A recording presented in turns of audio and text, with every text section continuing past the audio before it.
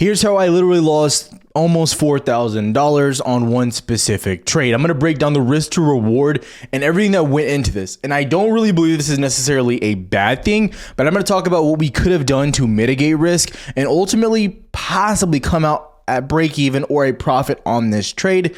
We're going to break that down here. Now, and this is my trade zealous. This basically just shows all of my trades, and I can go back and kind of give educational viewpoints here and giving you like a really good visual. You probably can't really tell because the background's white. So really quick, just change it to like a gray so you can see a little bit better. Okay. As you zoom out, you can see I entered right about here. It was about the 183, 184 region. The real entry opportunity was like 187 ish. That was the main resistance, but we never really get that test. We got like 186s multiple times, but this is where we got in. So you can see that there was multiple dips that we had obviously to the downside. We bottomed out here and kind of we're just trading in a little bit of a range, as you can kind of see, right? You can just see you're trading right here. So that's what we're going to break down exactly what happened, what went wrong in this trade, and overall that. So just so you know, the main bullet points to understand, we risked about 25% of this specific trade, just so you understand that. Total buying was almost 16,000, lost about 4,000, and that's where we're at there. Giving you a bit of a visual too on how these contracts moved, and I think this is going to give you a really deeper understanding about the trade as well and kind of where things went a little bit wrong. So we got in around right here at around 12.6, 12.9 roughly. You could have got in at lows around 12.2, and then this because we got on March 14th, and then it pumped up immediately to around $16 a contract. Rule of thumb, you get up around 10, 15%. You got to be happy with any type of trade that you're in, specifically swings, because typically you're going into those with a larger position. For instance, I'm not putting $15,000 into a scalp, so you need to understand that. And this brings me to my next point. Consider liking and subscribing. Every single day we go over what's happening here in the market to give you a better understanding. But then on Saturdays like today, we're doing educational videos. We went over how we trade with the VWAP, the 90 MA, how we trade SPY, everything in between. Every single Saturday, a new educational video or something like this to go over how to accept losses and understanding risk to reward. Let's get back to it. So for the whole time in the duration of this trade, I'm really watching two things, the options chart, and then I'm also watching what's happening on the actual stock chart. So when we look at the stock chart and when you're looking at swings, you can't really categorize stopping out based solely on your profitability on the trade. Like if I get down 15%, I really need to stay focused on my swing trade. And that's why I like to have like 2 to 3 months on those contracts and watching where we're at on the chart, because we knew 186, 187 was a really big level. Like, and going back and showing you, we can go right back here. You can see, and we're going to break down the actual chart here as well. But you can see we hit 185, 186, rejection, rejection, rejection, rejection. So there was like 4 times where you were at this point of like a little bit under break even, and you could be like, I want to get out of the trade, but you never would break over that resistance. And that's the important part of trading, is understanding where resistances are and understanding how a stock's actually moving. So you have to understand those variables in it. And that's the difference between swinging and scalping. Scalping is very much on your actual risk to reward. That's the very big thing there. When it goes to swinging, you have to open it up just a little bit. And that's kind of what happened on this play right here, because our real level to get out was a hold above 187. And you didn't really get that. And you can see this is actually pre-market. So at 8:30, you open up, and I ended up closing immediately, but I just got a bad exit. So I exited right around like, almost like 90, because you just shot up out of open. And when it's market, you might get a bad fill. So I had to set limits there. And that's ultimately how I got it around 971. And so giving you a visual things that could be benefited. Let's look at the things of how we could have made money on this trade instead. Okay, so we're here in the chart, and I want to go over a few things. And first of all, I'm going to just show you the risk reward aspect when it comes to a short position here. So we entered around 183.5. We'll be a little bit, conservative and put it a little bit lower than expected, and put that stops around 188. That's really our range there. Now, target number 1 was ultimately the 200 SMA on the weekly time frame on Tesla. We've had a multiple test of this trend. We broke below it, and we know when we broke below it before, things got bad. So that's really was the goal here, seeing if we can break and hold below. But we expected a retest potential, even though we already had one, right? So that's what we're looking at. Very similar to how we traded AMD, from the previous week. And from this is basically right there at a 2R value. And what does that mean? And giving you a visual of what 2R means, or looking at the R value.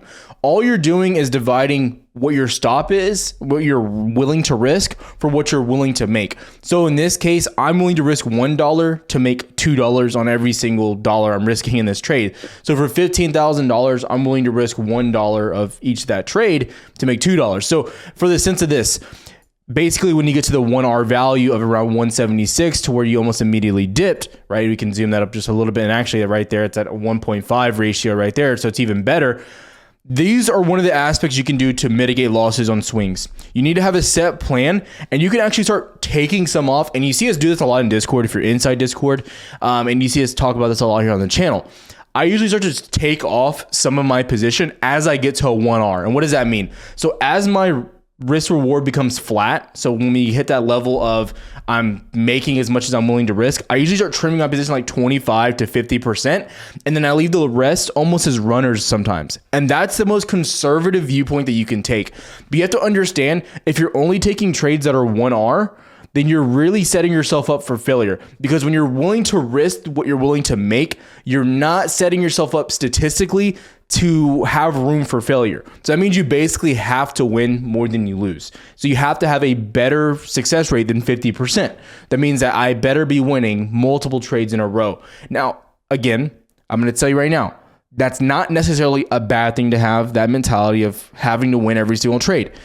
But I do want to say, you have to understand the effects of compounding losses sometimes, especially if you're not good at managing your risk, saying that I'm going into a trade with more than usual. So let's say hypothetically my normal swing is 5,000, but you're not really, disciplined enough to keep it at 5,000. And I would say a bulk of traders out there are.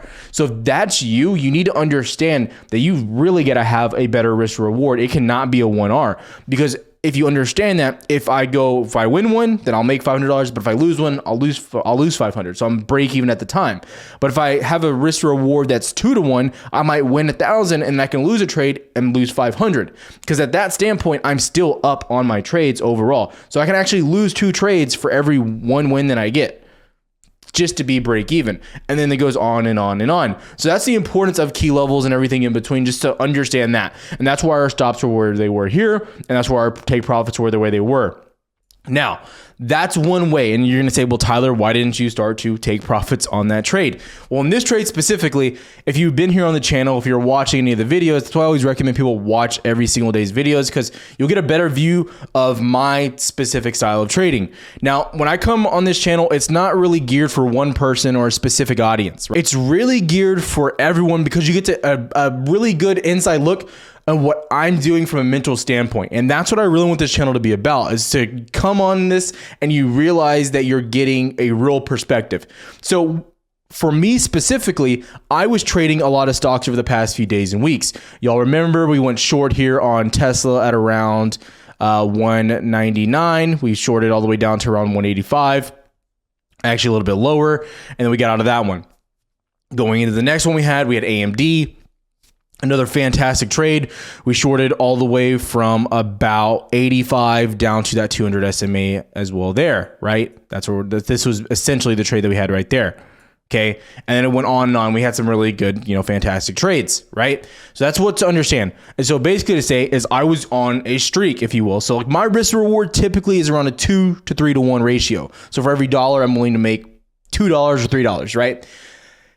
As I'm doing that, when I start to get in a little bit of a streak, let's say I win 2,000, then I win another 2,500. Now I'm up 4,500, and my base risk on a trade is typically around 500, maybe 700 on that trade specifically.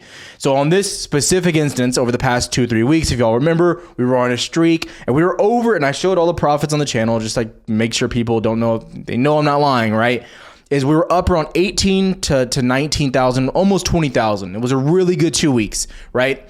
And so when I went to this next Tesla trade, I felt very confident and I upped my overall trade, my risk. And so, but I still had the same type of leverage of accepting I'm risking $1 to make 2, $3 on that trade specifically, had a lot of time on the contract overall. And so that's why when we go back to Tesla, that's why I really was, and I should have, it was me being a little bit greedy, you know, to keep the success going. I should have started taking a little bit off at 176, but overall I stayed a little bit overconfident here, even when he came down and touched it twice, right? So I had multiple chances, but by this time the value of the options had deteriorated because of the IV had kind of stagnated. So that's something that deterred me, and that's where we were there. But nonetheless, you know, I don't want to go into a trade and take profits where I'm making the same amount as I'm willing to risk. And I just gave you the exact answer why I do that, because it gets me to the point of, if I take 1 or 2 losses, but I'm still winning in the long run, I'm still net positive overall. And that's why I can continue to up my leverage and, you know, stay in coast and use my specific strategy. That's what is my focus. So everyone's going to be different, and you got to be able to identify where you're at. Just like I said, if you're looking at a trade and you're just blindly moving how much money you're putting in and out, this right here has got to become something that you are hyper focused on. This has got to be the focal point of your trading, is understanding this risk to reward. I have multiple videos on risk to reward, but this was a great visual and something why I wasn't necessarily freaking out. Now, a follow-up trade to this, my next trade, I believe it was immediately IWM. If you guys remember that, right? And so IWM, once I get a loss on the board, so I go maybe 2 or 3 in a row, I get a loss on the board, I basically reset and go back to my original thesis of maybe risking, you know, 1,000 in order to make 25 to 3,000, right? And so when I went into IWM, it was the same thing. I posted it here on the channel, right? We got in around 176, stops were right above highs. I think even at the high here, I was only down like $800. Really, my risk was a little bit more because the value, again, started flatlining because of IV. But ultimately, these things dropped right down to 171, right into that demand zone. We just ended up breaking down even further. But I made my money on that trade, giving everyone a visual. I even showed exactly what happened there. And then the same thing happens over and over and over. And that's just a cycle of how I trade. You start to reset, go back to a more conservative thesis and trading style once you get a loss, and then you build on that. If you start getting more and more, then you can up your risk little by little, or you can stay the same 24/7, consistently risking the same amount. But to me, the best analogy is like when you're at the table playing blackjack. If you win a couple hands in a row, you up your overall risk, maybe from $50 a hand to $75, and you go from there. And then if you take all losses, then you reset back to your thesis or your original statement, right? You're not net down, but you were able to risk a little bit more to push your hand and make a little bit more based on how you were doing previously, based on your current statistics. And that's how I trade looking at this market, and how I'm constantly able to mitigate risk, take my foot off the gas pedal, and kind of hit the brakes at the same time when I need to. That's the video. If you have questions, please comment down below.